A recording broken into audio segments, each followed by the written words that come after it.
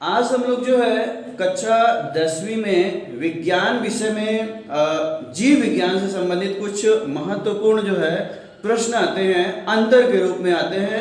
और आज हम लोग जो है जो अंतर वाले जो बहुत ही इंपॉर्टेंट प्रश्न माने जाते हैं, निश्चित ही जो है बोर्ड के एग्जाम में जो है ये पूछे जाते हैं, इनको सॉल्व करने वाले हैं। आज हम लोग जो है सबसे पहले जो है श्वासोच्छ्वास तथा श्वसन में क्या अंतर होता है इसको सॉल्व करेंगे।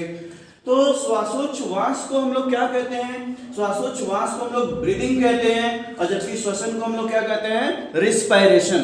तो टॉपिक है हम लोगों का सबसे पहला अंतर हम लोगों का श्वासोच्छ्वास तथा श्वसन में क्या अंतर होता है। श्वासोच्छ्वास मीन्स ब्रीदिंग, ठीक है, और श्वसन मीन्स क्या हो गया हम लोगों का? रिस्पायरेशन हो गया।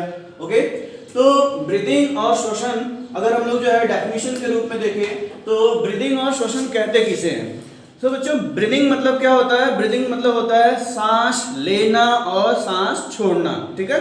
तो जब हम लोग जो है सांस को लेते हैं, वायु को ग्रहण करते हैं, ठीक है, जैसे कि इस तरह से हम लोग जो है सांस को ले रहे हैं और सांस को क्या कर रहे हैं? छोड़ रहे हैं। तो इस क्रिया को हम लोग क्या कहते हैं? ब्रीदिंग कहते हैं, श्वासोच्छ्वास कहते हैं। बच्चों जब हम लोग जो है सांस को लेते हैं तो ऑक्सीजन जो है, ऑक्सीजन रिच एयर हम लोगों के शरीर के अंदर प्रवेश करता है, लंग्स में प्रवेश करता है।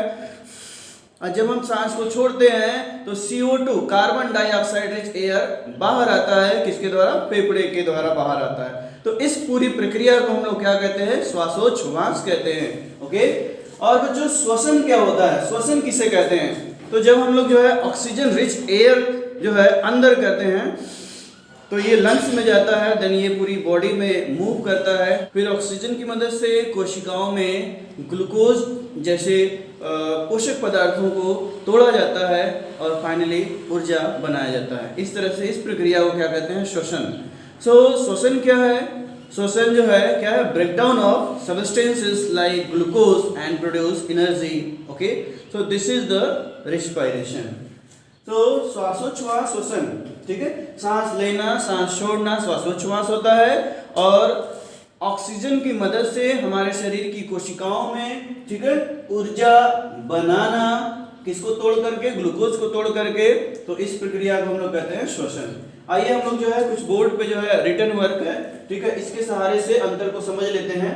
तो सबसे पहले देखते हैं कि श्वासोच्छ्वास क्या है। यह सरल यांत्रिक प्रक्रम है, ठीक है, और जिसके द्वारा वायु, ऑक्सीजन रिच वायु जो है वातावरण से फेफड़े में प्रवेश करता है तथा वायु मतलब कार्बन डाइऑक्साइड रिच जो है बाहर आता है, ठीक है। यह एक यांत्रिक प्रक्रम है श्वासोच्छ्वास, जिसमें ऑक्सीजन रिच एयर जो है, ठीक है, फेफड़े में जाता है वातावरण से, और इसमें क्या होता है कि फेफड़े से जो है CO2 रिच जो है एयर फेफड़े से बाहर आ जाता है। इस प्रक्रिया को हम लोग क्या कहते हैं? श्वासोच्छ्वास कहते हैं या ब्रीदिंग करते हैं। जबकि जो है ये आपका जो है श्वसन क्या है? ठीक है, ये जैव रासायनिक प्रक्रम है, ये यांत्रिक प्रक्रम है, जबकि ये जैव रासायनिक प्रक्रम होता है।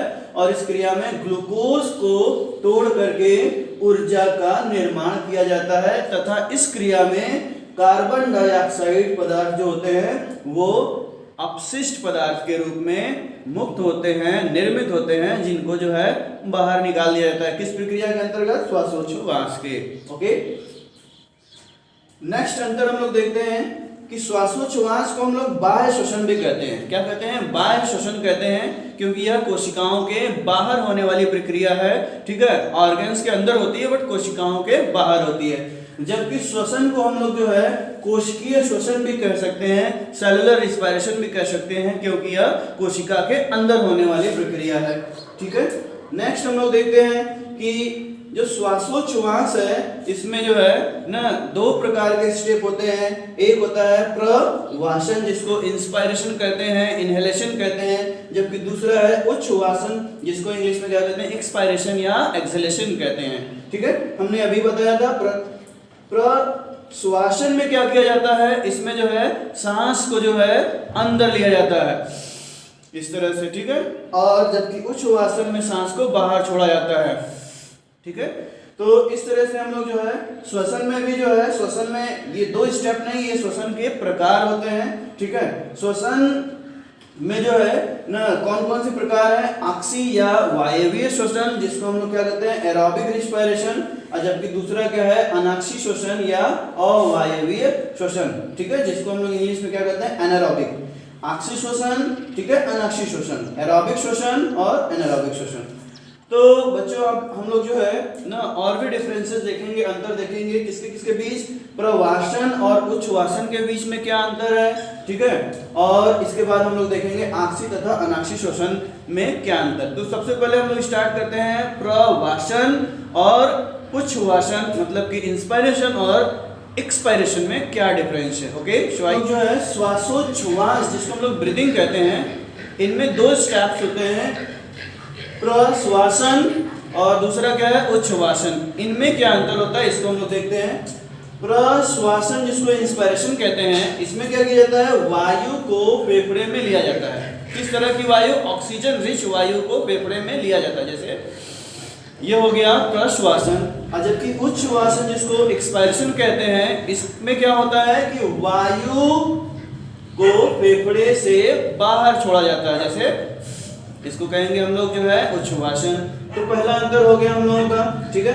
अब है कि जो प्रश्वासन है इंस्पायरेशन, इसमें वायु दाब क्या होता है, कम होता है। वायु दाब क्या होता है, कम होता है। कहाँ पे, हमारे फेफड़े के अंदर वायु दाब क्या होता है, कम होता है। और जबकि जो है उच्छ्वासन में जो है फेफड़े के अंदर जो वायु दाब क्या होता है, बढ़ जाता है, ठीक है, क्योंकि उसको बाहर निकलना है, तो वायु दाब क्या हो जाएगा, बढ़ जाएगा।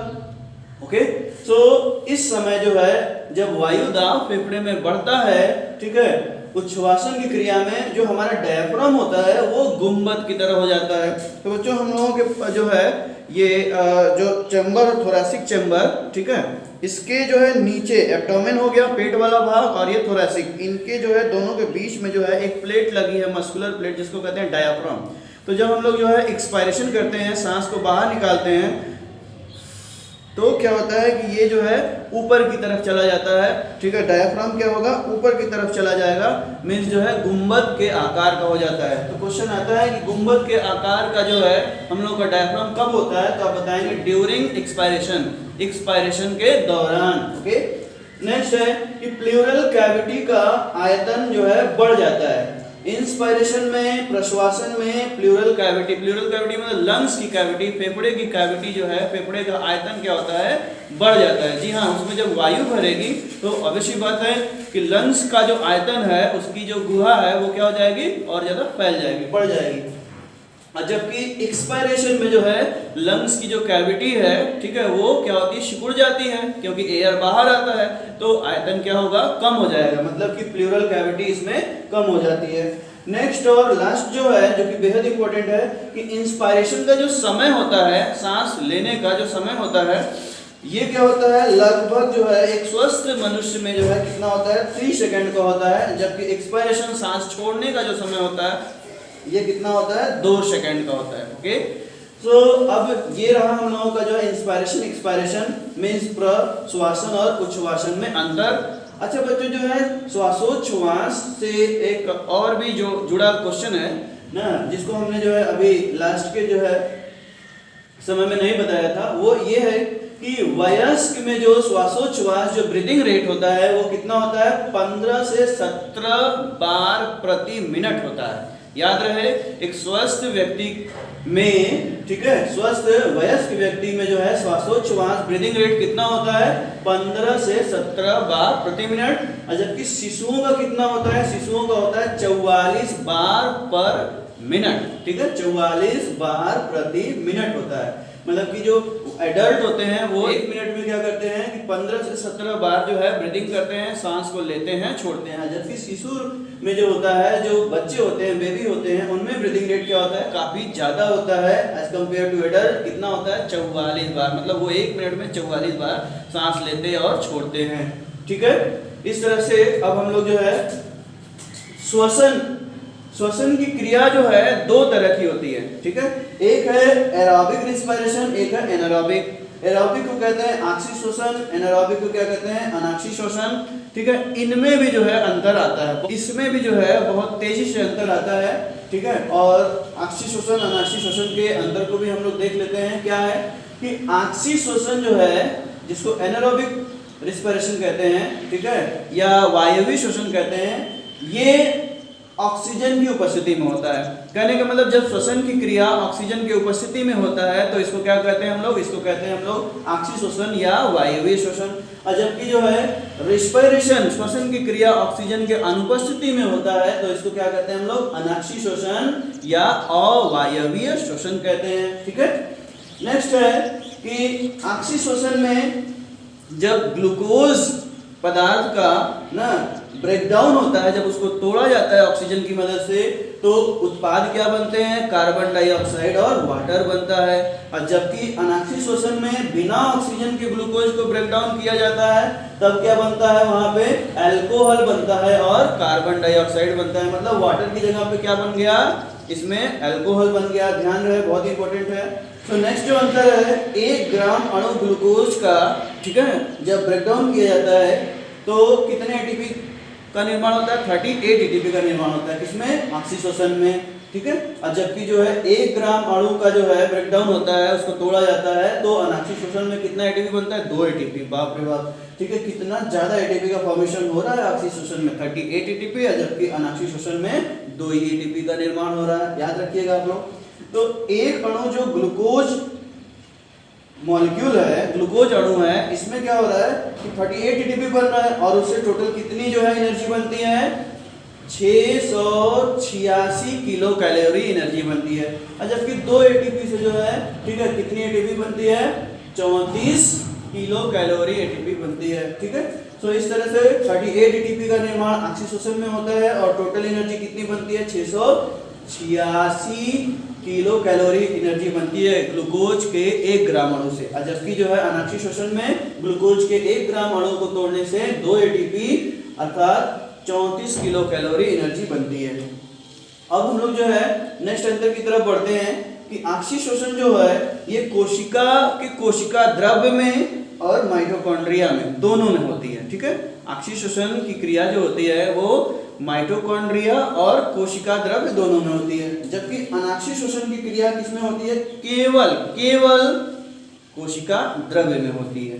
ठीक है बच्चों, इस तरह से जो है ये दोनों बहुत ही इंपॉर्टेंट अंतर रहे। ठीक है, और इसके पहले भी जो हम लोगों ने अंतर देखा है वो भी बहुत ही इंपॉर्टेंट रहा। तो तीनों अंतर जो है आप लोग जो है इस बार ना बोर्ड एग्जाम के लिए प्रिपेयर कर लीजिएगा, जो कि बहुत ही इंपॉर्टेंट है। Okay, so best of luck.